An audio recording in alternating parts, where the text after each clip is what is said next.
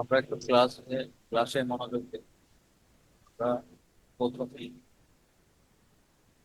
লেখার যে অংশটুকু বোল্ড করবো সেই অংশটুকু সিলেক্ট করে নিলাম। এরপর আমাদের হোম মেনু করতে বোল্ড এই অপশনটি ওকে করবো। ওকে করলে আমরা দেখতে পাবো যে আমাদের লেখাটি পূর্বের থেকে মোটা আকার ধারণ করছে। এটাই বোল্ড। তো আমরা এটা শর্টকাট ভাবেও করতে পারি। তার জন্য আমাদের কম্পিউটার থেকে কন্ট্রোল প্লাস এই টুলটি ব্যবহার করতে হবে সিলেক্ট করার পর।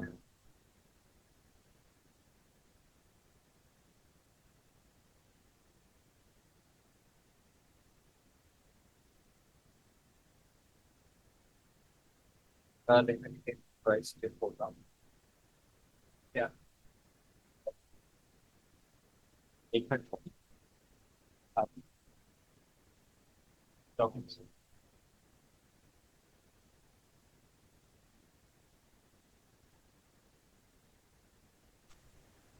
আমরা এটিকে বোল্ড সহ ইটালিক কোর্স ইটালিক অপশনটি আমরা অ্যাপ্লাই করলাম। তাহলে আমাদের লেখাটি বোল্ড সহ একটু বাঁকা আকার ধারণ করবে। আমরা টেক্সটটাকে একটু বোঝার জন্য ফন্টের সাইজটা বড় করব। টেক্সটের ফন্টের নামটা আমরা রিপ্লেস করব।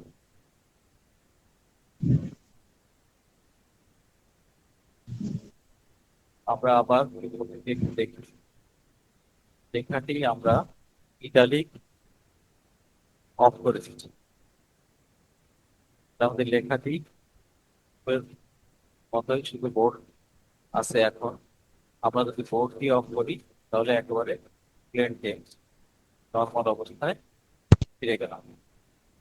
এখানে একটা জিনিস খেয়াল রাখতে হবে যে আমরা যে অপশন অ্যাপ্লাই করব সেই অপশনটি আবার অফ করবে আমাদের অবস্থান, অর্থাৎ আমাদের লেখাটি বোর্ড থেকে আবার নর্মাল অবস্থায় ফিরে যাবে। একই অবস্থায় আমরা যদি ইত্যাদি, তাহলে ইত্যাদি থেকে ইত্যাদি বন্ধ করতে হয়, তাহলে আমরা ইত্যাদিটি অফ করব। ইত্যাদি করার জন্য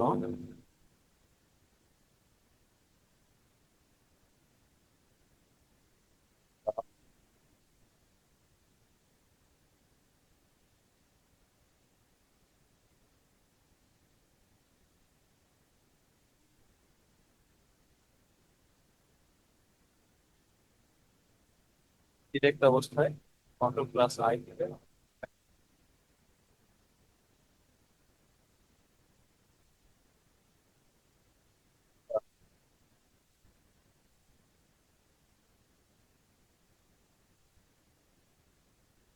একই লেখাকে আমরা পরের অবস্থায় আন্ডারলাইন দিতে পারি। তাই দেওয়া আছে, অর্থাৎ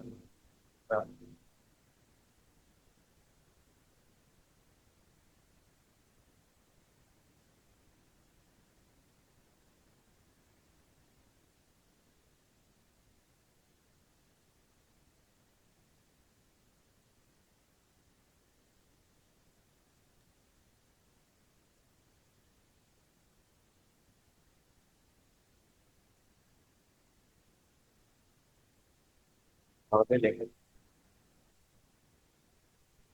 তারপর আন্ডারলাইন অফ করতে চাই।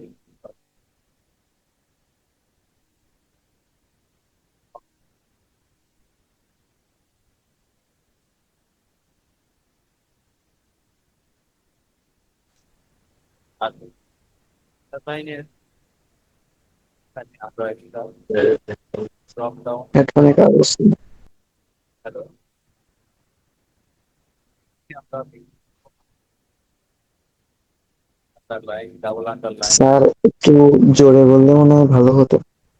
শোনা যাচ্ছে না? হ্যালো? স্যার শোনা যাচ্ছে, একটু আস্তে আস্তে শোনা যাচ্ছে। তো বলছি। আচ্ছা, তো আমরা প্রথমে যে আন্ডারলাইনটা পাচ্ছি এটা সিঙ্গেল আন্ডারলাইন, পরেরটা ডাবল আন্ডারলাইন,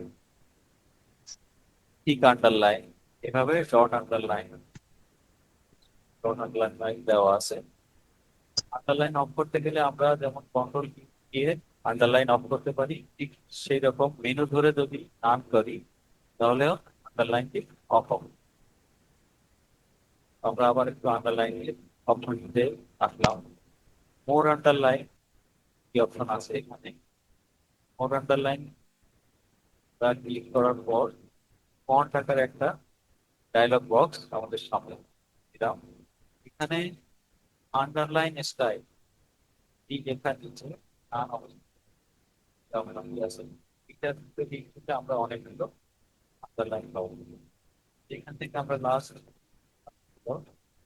আন্ডারলাইন দেওয়া আছে, এখান থেকে আমরা আন্ডারলাইন ব্যবহার করতে পারবো। তো আমরা অ্যাপ্লাই করতে পারছি। আন্ডারলাইনের আমরা আবার বিভিন্ন রকম কালার আন্ডারলাইন কালারে এসে আমরা এই কালারটি সিলেক্ট করব। তাহলে এই কালারটি সেই কালার আর পুরো আন্ডারলাইনের কালার নিচ্ছেন কালারটি হবে না, কালারটি যেমন দিলাম তেমনই আমরা আন্ডারলাইনটি একদম অফ করে চাইলে নাম করতে পারি।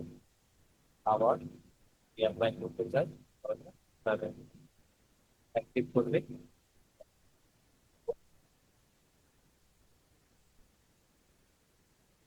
হ্যালো?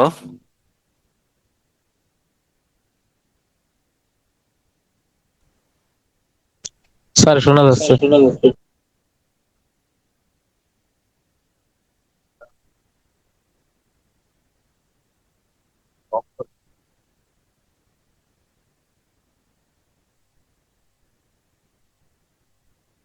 পরের যে অপশনটি আছে স্টিক থ্রো। স্টিক থ্রো আমরা অনেক সময় দেখি যে আমাদের কোনো অংশ যদি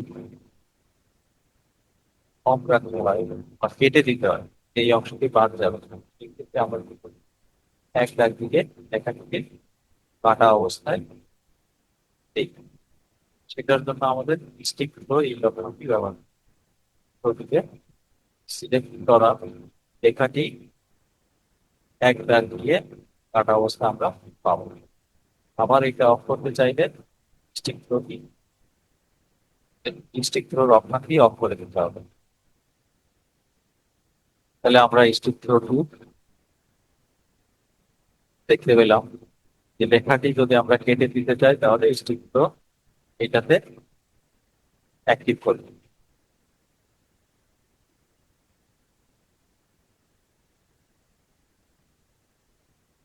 পরের অপশনটি সাবস্ক্রিপ্ট এবং সুপারস্ক্রিপ্ট।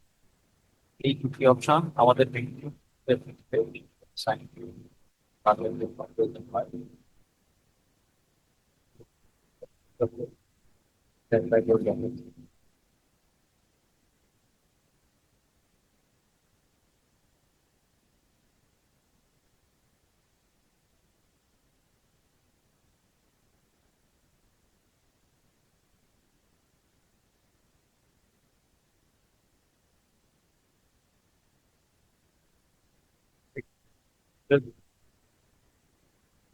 লিখলাম যে এখানে এ প্লাস হোল স্কোয়ার, হোল স্কোয়ারটা দিতে গেলে আমাদেরকে সুপার স্ক্রিপ্ট যে অপশনটি আছে এইটা সিলেক্ট করে টুটাকে অ্যাক্টিভ করতে হবে।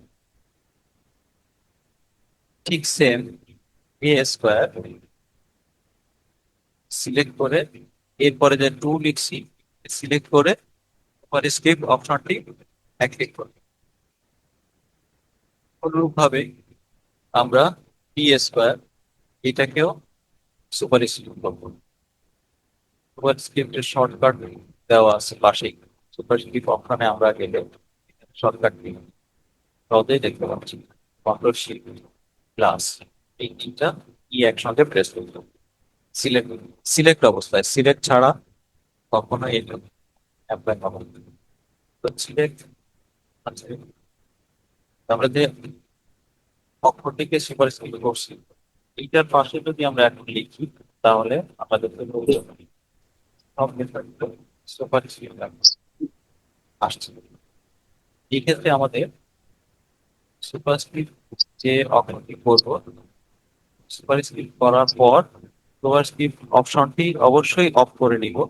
পরবর্তী লেখা থাকবে আপনি যদি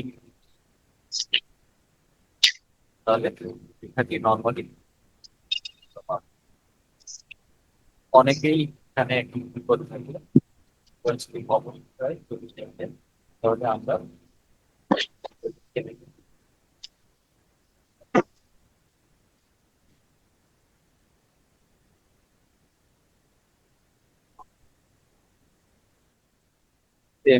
আমাদের সাবস্ক্রিপ্টটাও আমরা দেখতে পারি।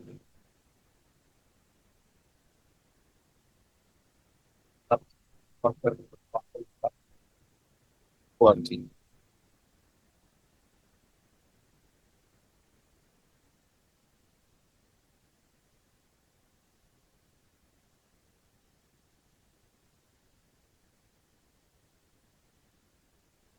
ব্যবস্থা যদি আমরা দেখি তাহলে সাবস্ক্রিপ্ট দেখাবে।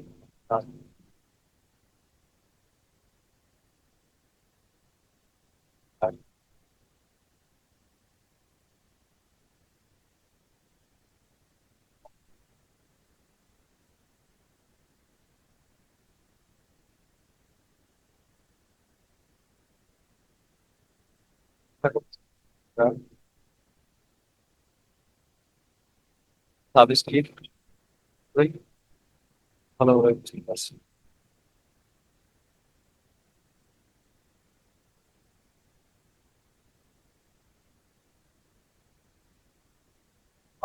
ক্লাসে আজকে আমরা শিখলাম কিভাবে একটি লেখাকে বোল্ড করতে হয়, লেখাটিকে ইটালিক করতে হয়, লেখাটি আন্ডারলাইন করতে হয়, পাশাপাশি আন্ডারলাইনে অনেকগুলো অপশন আছে এগুলো ব্যবহার করি। আন্ডারলাইনে কালার কিভাবে চেঞ্জ করবো, এরপর আমরা কিভাবে স্টিক অ্যাপ্লাই করবো। পরবর্তীতে আমরা দেখছি সুপার স্ক্রিপ্ট, সাবস্ক্রিপ্ট, সাবস্ক্রিপ্ট দেওয়া আছে, সাবস্ক্রিপ্ট এবং ভাবে কোনো লেখা নিয়ে আমরা সুপার স্ক্রিপ্ট করবো, এটাও আমরা শিখতে পারবো। আজকের ক্লাস করছি সবাই।